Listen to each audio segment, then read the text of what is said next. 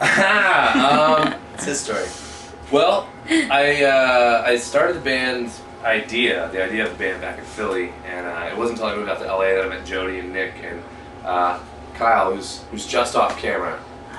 You can't see him right now. He's doing his hair. It's not a big enough couch. Oh, for sure. Yeah, I was, it just, someone came up, like, mentioned the name of the Shakers, and I Googled it, and I guess Google was off that day, and no one else seemed to use that band name. And, but I did check the United States Patent and Trademark Office and saw that the mark was available, so I applied for the mark. And it's just a great band name. I don't know, it rolls off the tongue. I mean, there's a lot of other bands called the Shakers, so we're always battling to keep our trademark because we do own the trademark. We are the real Shakers. Yeah, that's so we're battling with that. And if you're reading this and you're in a band called the Shakers, you're not in my band, expect a cease and desist letter soon. All right. Soon. That's the story. So that's the inspiration behind it.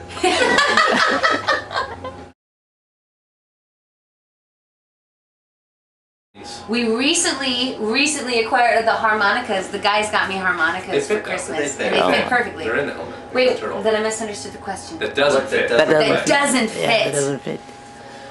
That's why I said the timpanis. Well, one thing that doesn't fit is the drum set that I would prefer to play at every show, which I'm playing here tonight. Because we have to fit my drum set up in the little car top that we put on top of the element. So I have a little jazz drum kit that I bring around to all the shows when we're traveling, and also small bars. But I have this kit downstairs that it's a big old 24-inch kit drum in it, and it's nice. So I keep it in hard cases, and hard cases have more space, and I wouldn't travel without them.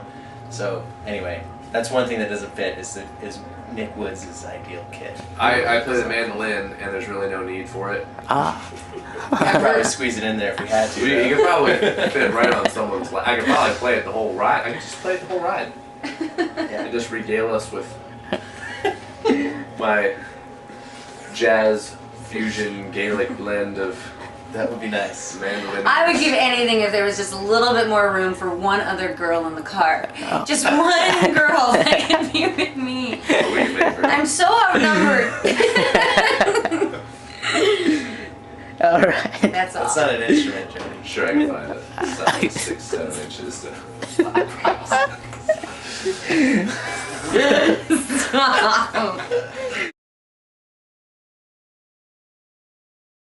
That's a huge That's a good question. That's a good one. Well, one of the first bands that Chris and I bonded over, I think, was Aerosmith. Yeah.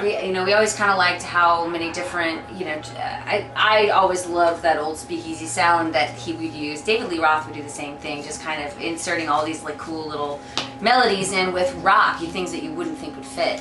And I grew up in Detroit, and so to me it was really important, I think, to add something to rock, something you wouldn't necessarily expect, and like the soulful Motown element of it, I wanted to keep in there, and he was, of course, stoked about it as well, and so it kind of became the undercurrent, I think, for everything else.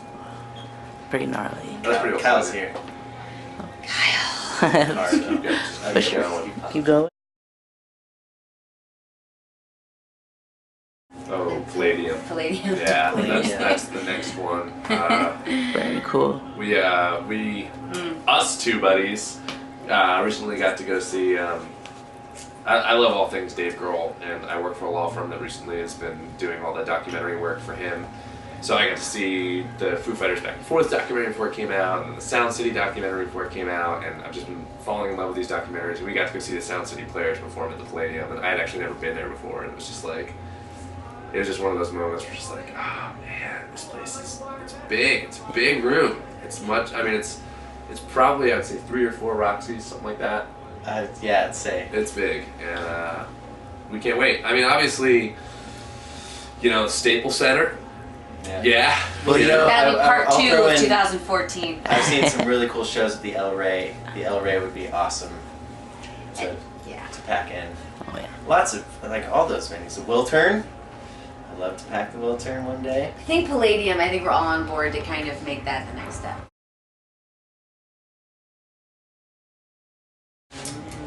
Well, yeah, definitely Sound City and Dave Grohl and back and forth with Butters, but I was saying. Snorted, sorry. No, before Wasting Light, before Back and Forth, our friends Black Carl recorded the tape, and it was just some of the best recording tones I'd ever heard. And they're a great band in Phoenix, and I was just like, wow, you can still record a tape. That's awesome. Nick, you have your hand raised. Would you like to say something? I would just like to say all of my favorite drum recordings, maybe not all of them, but most of them are to tape, like that I've actually looked into, like why does this sound like this, why does it sound like this? So I feel like drums, there's a lot of acoustics happening, and I've learned well before the whole Dave Grohl-ness that tape. We like Dave Grohl. Tape is what can capture the drums the best and the most honestly. And so I've been wanting to record a tape ever since I've, like early music school days when I started like really figuring my sound out. I was like, oh, I can't wait to record a tape. It'll happen one day. So With Dave Grohl. Awesome. Black Carl. Dave Grohl. Okay. The album is called Rescue Team. There's no guest appearances. It's just us boring four. John Streffer will probably end up on a shaker or a. That's true. If he's not already, I feel like he might. He might already. Might have been something. The guy recording us and kind of when we need some input, he's there with great input. John Treffler. Sometimes he'll just grab something and be like, guys, just listen to this. And he'll just do it, and we're like, awesome. I'm not sure if it's happened on this record yet, but it happened on a previous recording. Definitely. John Schreffler's really been helping us out. And the cool thing about working with John Schreffler, not only is he an amazing musician, but also he and I were best friends when we were 4 years old. Like, he and I go back all the way to preschool. Wow. And so the fact that I get to keep working with him while I, work with the Shakers is like a super treat. Most definitely. And also, he owns a 1-inch tape machine and a puppy. And a puppy. Cool.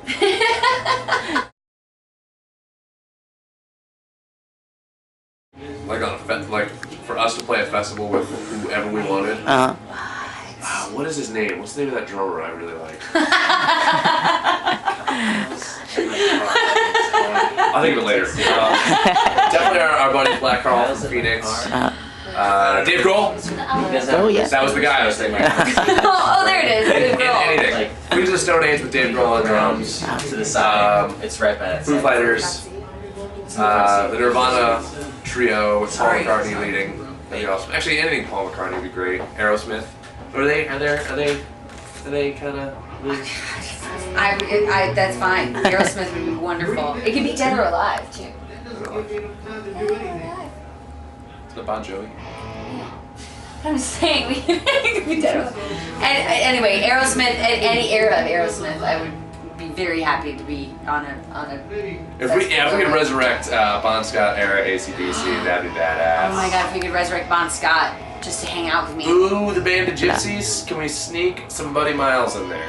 Why not? A little bit of Buddy Miles, little Buddy. I would love Buddy on there. Yeah. Can we sneak John Bonham in there too? What's up? If I could just, in my lifetime, just now. resurrect Bon Scott and hang out with Ann Wilson, like Ann Wilson braiding my hair backstage, while Bon Scott and I just talk about like being badasses. He and I are similar in a lot of ways. Would he be getting his hair braided too? Yes, he would. He would do pigtails. Yeah, just getting your hair braided.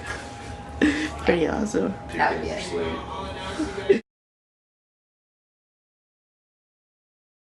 That had been talked about, but it never really came to fruition. We've been very busy lately, just touring and making this record, and we haven't really been able to sneak in any guest appearances. We are playing a cover. But we are playing a cover Playing a song. cover song, Oh, cool. very cool cover song, and there might be a little. I don't know. I'm not just give it away. There might be a guest appearance or two on the record. What? Oh. Well, maybe not. We don't know for sure. If time allows. This interview's going so well. But we are playing a cover. You wanted to know what cover we're playing tonight. Yeah, most definitely. We're playing Radar Love by Golden Earring. Oh, very cool. I heard that last night. Too. Exactly, I know. Like we're trying to play Yeah, I was in the audience like, and we're like, oh no. What a great idea! The thing is, it's important to me. I mean, we love playing that song, but it's important to me to play that song too. My dad is going to be in the audience tonight, and he loves that song. And he's been pretty sick lately, and but he's a badass. And he's came all the way from Missouri to see the show, and so I'm going to dedicate the song to him. Wow, that's awesome. So take that, Johnny. Ha! What are you gonna do about it? Eat a cupcake.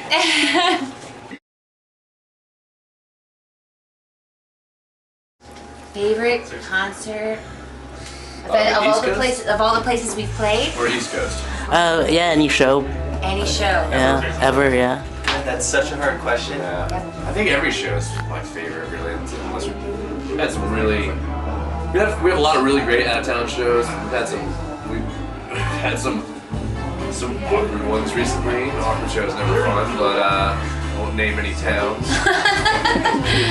But I love when we played at TLA or Old Cafe Live in Philly. Those are great. Those are venues. The Roxy is always one of my favorites. I always have the best time on the stage. That's Zion Canyon Music Festival in Utah. That was pretty The awesome. scenery there with like red rocks. Seeing the and- moon rise over the Zion Yes, mountains. Yes. that was incredible. We've been a lot of really cool places. Oh, it's Kyle. Kyle, how are you? Nice to meet you. So yeah, it's hard to name. Can't even picture. Yeah. Can't even imagine. There's some there for you. Yeah. Kyle, go for one. What do you want to open up What do you want to open for? I don't know. I just got here. So you guys can fill them. By Dave Grohl. Dave Grohl. Dave Grohl. I thought so.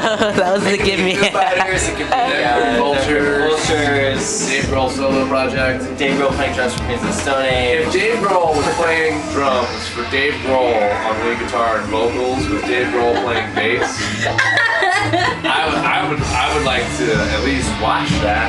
That'd be fun to watch. I'm not open for it. Do one of those hologram things they did with Tupac. That would be so cool.